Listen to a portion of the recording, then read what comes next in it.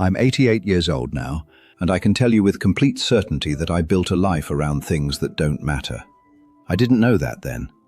Back when I was making all those choices, they seemed obvious, necessary even. I thought I was doing exactly what I was supposed to do. I started working when I was 23, got a job at an insurance firm, entry level, nothing glamorous. I could focus for hours, stay late when others went home, organize files and numbers in ways that made sense. My boss noticed. Within 2 years, I had a promotion. Within 5, I was managing a small team. I remember feeling proud. My father had worked in a factory his whole life, came home tired every night with nothing to show for it, but a paycheck. I thought I was different. I thought I was building something. I met my wife, Caroline, when I was 26. She worked in the same building, different department. We'd see each other in the break room. She had this quiet way about her, never loud or demanding attention, but when she smiled at you, it felt like you were the only person in the room. We got married a year later. Small wedding, just family. We talked about having kids right away, but I wanted to wait until I made senior management. I told her we needed to be stable first. She agreed. She always agreed. By the time I was 35, I had the position I wanted. Good salary, respect, people coming to me for decisions.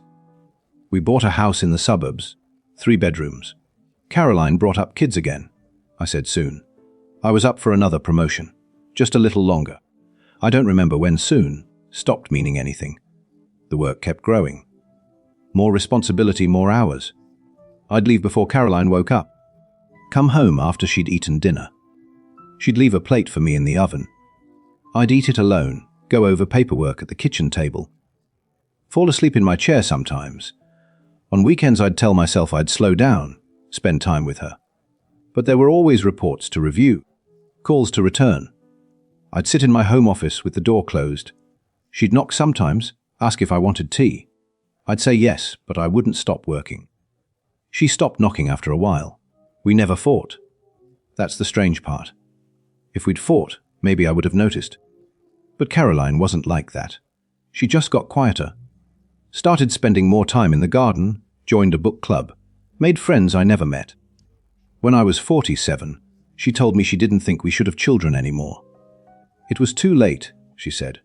We were too old. I remember feeling relieved. I didn't say that out loud, but I felt it. One less thing to manage, to fit into the schedule I didn't have. I kept working. Made vice president at 51. They gave me a corner office, a secretary, a parking spot with my name on it. I thought I'd arrived. I thought all those years of sacrifice had paid off. Caroline started having headaches when I was 62. She didn't tell me for months. Just took aspirin, kept going. When she finally went to the doctor, they found a tumor. Stage 4, inoperable. They gave her 8 months. She lived for 6. I took time off work for the first time in decades. Sat with her in hospital rooms, then at home in our bedroom when she couldn't manage the stairs anymore.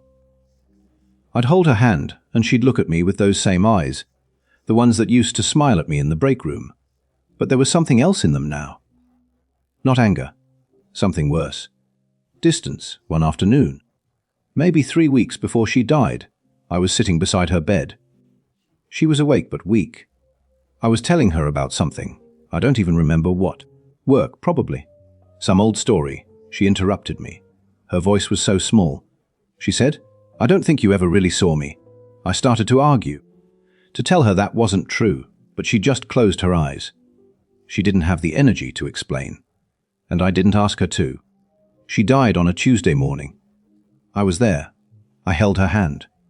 And when it was over, I walked out of that room into a house that had always been quiet, but never felt empty until then. The company sent flowers. My boss called, told me to take all the time I needed. I went back after 2 weeks. What else was I going to do? But sitting at that desk, in that corner office I'd worked 30 years to get, I felt nothing. The work that used to fill my head, give me purpose, it just felt like paper. Like moving things from one place to another that didn't matter. I retired at 65. They threw me a party, gave me a plaque. I shook hands, said thank you, drove home to an empty house. I thought retirement would feel like freedom. It felt like waking up. I started seeing all of it. The nights I'd chosen paperwork over sitting with Caroline on the porch. The vacations we never took because I couldn't leave the office. The conversations we never had because I was too tired, too distracted, too focused on the next thing. I thought there would be time. That's the part that haunts me most. I genuinely believed we had forever. That I could work now and live later. That she'd always be there, waiting. Understanding, she did wait. For 40 years. And I never showed up. I'm 88 now. The company I gave my entire life to doesn't exist anymore. Merged with another firm. Restructured, dissolved.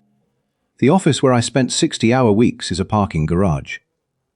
My position was eliminated before I'd been retired 5 years. All those promotions, all that striving, it's gone. Like it never happened. But Caroline's gone too. And she's not coming back. I have money. A decent pension, savings. The house. I'm comfortable. I'm completely alone, but I'm comfortable. Sometimes I walk past her garden. She planted roses, perennials, things I never learned the names of. They've gone wild now. I don't have the knowledge to care for them the way she did. I just let them grow. I think about the children we didn't have. The family dinners that never happened. The ordinary Tuesday nights we could have spent together, talking about nothing important, just being in the same room. I traded all of it. For what? A title. A salary. The respect of people who forgot me the day I left. If you're young, if you still have people who love you, who are waiting for you to come home, to notice them, to choose them, I can't tell you what to do. I'm not here to give advice. I can only tell you what I know now. Sitting in this quiet house, looking back at a life that looks nothing like I thought it would. The things I chase don't keep you company. They don't hold your hand. They don't remember your name. And the people who would have, the ones who loved you enough to wait, they won't wait forever. I know that now. I just know it too late.